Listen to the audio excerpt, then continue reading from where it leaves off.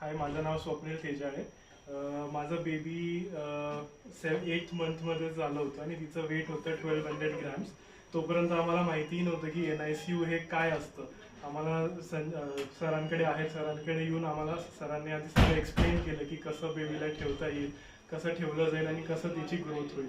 आणि इथला पूर्ण स्टाफ, सर स्वतः, सगळे डॉक्टर्स एकदम छान, व्हेरी कोऑपरेटिव्ह आणि केअर, पूर्ण सॅनिटायझेशन पासून everything is very well taken care of. आणि आता आमचं बाळ 1800 ग्रॅम्स झालं आहे आणि we are now discharge. So आम्हाला खूप thank you so much Aher sir and the entire staff of near care hospital. Thank you so thank you. Much.